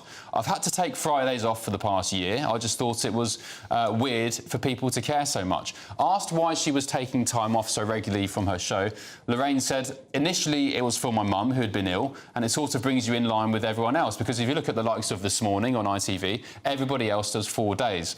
So, Will, this is a bit of a trivial showbiz story, but this account, in a nutshell, following how often Lorraine had been presenting her show, I think the latest update was she'd done 59% of her shows. which was causing a bit of a laugh. But now Lorraine is saying it caused her some hurt, and the owner of the account has shut it down. Trivial, and I don't want to hijack your slightly funny kind of story here, Ben, but what are the odds that there is a non-crime hate incident behind this? Oh, probably. Causing anxiety, hatred for taking time off. I bet you anything someone has made a complaint and there's a non-crime hate incident here. Chloe, do you care about this? I mean, some people just can't take a joke, and it seems like she's playing the victim here. But I mean, look, if the account is being closed down purely by the account owner's own volition because they can't be bothered and they do think that the joke has run its course, then fine. But if it's because there's been pressure with police getting involved and there's been, you know, an attack on free speech here, then I'm concerned.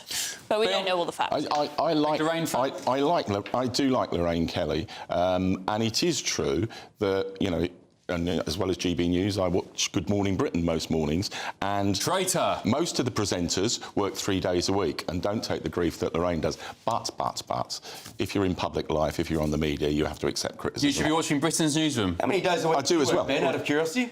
How many days? So I do I do Britain's Newsroom on a Friday morning, then this show on a Saturday, Sunday, and during the week I spend... well, it depends on where I go, but a very long day. I leave the house at 5 in the morning. If, for example, I went to Bradford the other week, I left at 5 in the morning, got home at about 11 at night. I filmed the footage and I edit it myself, so I'd argue 5 days. But Lorraine, I mean, Lorraine has only been turning up for her show 59% of the time. She did say that her mother had been ill for a little while, but yeah. But that's about the same proportion that Ed and Susanna do on Good Morning Britain. Yeah, okay. I think there's something behind this. Before we go to the break, just a bit of breaking news. Mark Carney, the former governor of the Bank of England, is the new Prime Minister of Canada. Bill, did you ever have any interaction with Mark Carney? No, I didn't, but I think that's reasonably a good outcome. He was a bit of a failed governor of the Bank of England, wasn't he? I don't think his record stacks up to that extent. And you know, the powers of a governor of the Bank of England are very much circumscribed. What I think is interesting is the way that the political situation has been transformed in Canada, because a couple of months ago, it looked absolutely certain the right was going to win the next general election. His party are now level pegging or slightly ahead. But also, how historically unprecedented and unusual that a governor of the bank of one country is then a political leader in another country. It's a very unusual situation. I think in the advanced world, it's virtually unique. Yeah. In the developing world, it's not unique. Right. Well, I mean, I say thank goodness that Justin Trudeau has gone. I've never seen such an inauthentic wet wipe of a politician. And do you know what? Today is 5 years of COVID. It's a day of reflection for COVID. What that guy did during the COVID years, especially to the truckers, the authoritarian, draconian behaviour, I will never forgive him for that. I wish him well in his personal life. You know, he's a father and whatever else and a husband. But as a politician, goodness me, I'm so glad to see the back of Justin Trudeau. It's the Trump effect. World is moving away from woke, slowly but surely. Yeah. All right. And the Canadians are enraged by Trump, and that's part of the reason that Mark Carney is... Your mic is down, but Bill Grammer was saying the Canadians are outraged by Donald Trump, but he wants to make them the 51st state. Anyway, coming up, what on earth is happening here?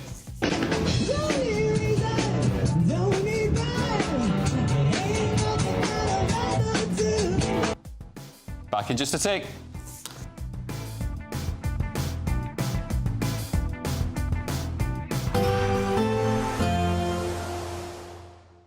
I forecast a perfect holiday in the sun. Weather looking good then? For sure, and no worries about our travel insurance. All Clear Travel Insurance sponsors GB News Travel Destinations Forecast. Hello there. Low pressure still dominates western parts of the Mediterranean. Outbreaks of showers, heavy rain, some strong winds as well. Temperatures a little below average for the time of year. Through Monday, showers across the west, some longer spells of rain, Spain and Portugal. There, showers across into Italy, temperatures in the mid-teens. But the best of the dry weather across Greece, across into Turkey as well. Plenty of sunny spells here. And the outlook for is it to improve a little with temperatures rising too. All Clear Travel Insurance sponsors GB News Travel Destinations Forecast. Good evening. Welcome to a GB News weather update from the Met Office. Well, many of us have seen a fine and settled weekend, but there is a change. It's going to be turning colder with some outbreaks of rain for some of us on Monday. Take a look at the bigger picture. There's this area of low pressure towards the southwest, but a cold front across the north that will introduce the colder air. But back through the rest of this evening then, this band of rain across parts of Scotland will gradually sink its way southwards, turning wintry over the hills. Cloudier skies across much of England and Wales, but largely dry and frost-free for many of us as well, but turning colder across Orkney and Shetland to start Monday morning. So looking through into the detail then, on Monday morning then we have this band of rain across parts of Scotland, but also some har and some sea fret across the eastern coast. Behind this band of rain, actually it will be turning brighter with some showers. Bright skies across Northern Ireland as well, with some sunny spells developing to start the day. Similar picture across much of England and Wales, but generally a bit more cloud in places compared to recent days. So as we go through the rest of Monday morning then, this band of rain and cloud will gradually try to start sinking its way south and eastwards. Generally the rain will start fizzling out, and behind that turning much brighter across much of Scotland, with frequent showers moving in across eastern areas. Across the south, generally cloudier here with some outbreaks of rain, but we do hold on to the milder conditions, not quite as mild, but 13, 14, 15 degrees, but feeling much colder across northern parts of Scotland. And then as we go through Tuesday, actually all of us will start to see them colder conditions feeding through. Many places staying a mixture of sunny spells, but also some showers, especially across the eastern coast. And that sets the theme through Wednesday and Thursday. Sunny spells, scattered showers, but temperatures around average with the return of overnight frosts. Bye-bye. I'm Christopher Hope. From pop stars to politicians, I'll interview anybody in a pub who's got a political opinion. Join me every Friday on Spotify, Apple Podcasts, YouTube or gbnews.com, or wherever you get your podcasts. This is GB News, the People's Channel. Headliners on GB News 11 p.m. every night. It's got 3 top comedians going through the next day's newspapers so you don't have to read them, which is great. That's a good point. He's lying. I mean, maybe he's not lying. That's Headliners every night from 11 p.m. and 5 a.m. as well on GB News, Britain's news channel. If you want your news to be straight talking, This is the nightmare for the Conservatives again. down to earth, It's not just Nottingham where this is happening, is it? and most importantly, honest, Hard-working, middle-class taxpayers, they'll get their book thrown at them. then catch me, Martin Daubney, Monday to Friday, 3 till 6 p.m. on GB News, Britain's news channel.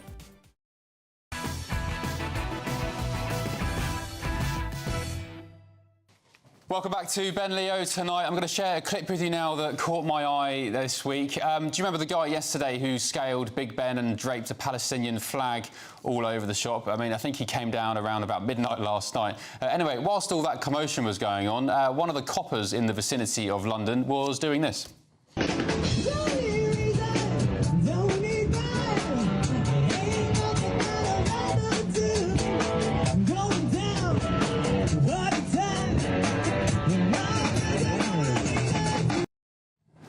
There we go. Bill, what tune is that? I'm trying to... I think it's the Police, which would kind of be a joke, but...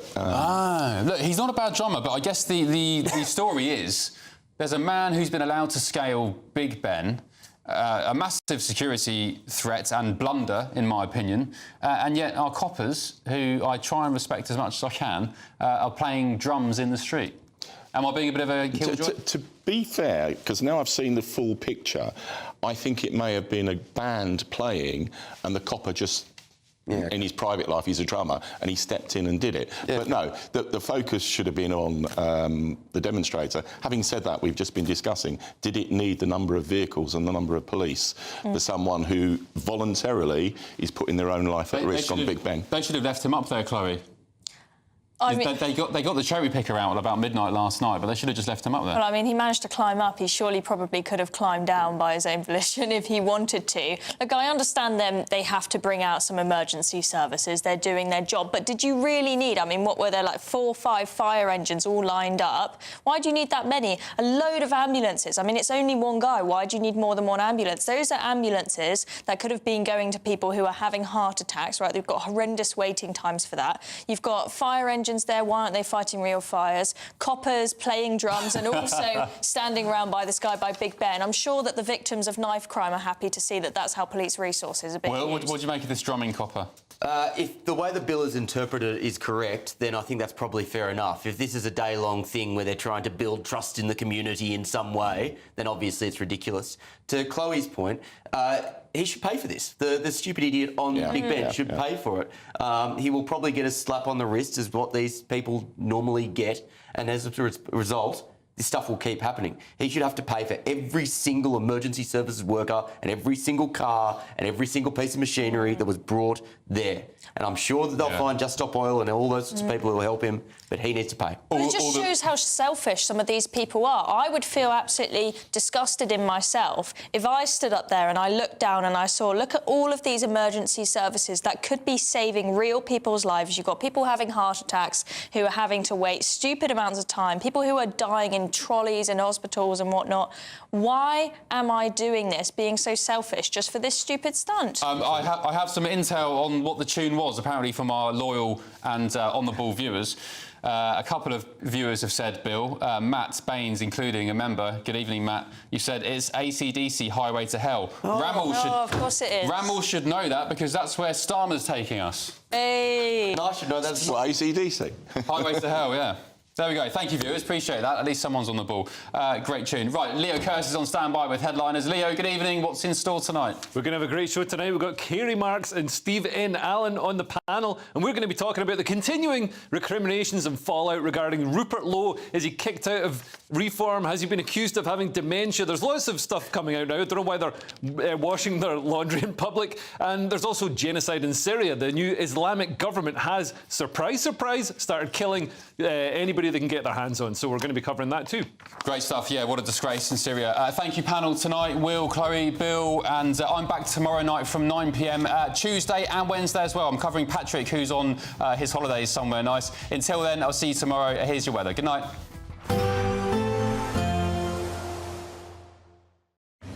A nice bright morning will generate a lovely warm day, right through to the evening. Boxed Solar, sponsors of weather on GB News. Good evening. Welcome to a GB News weather update from the Met Office. Well, many of us have seen a fine and settled weekend, but there is a change. It's going to be turning colder with some outbreaks of rain for some of us on Monday. Take a look at the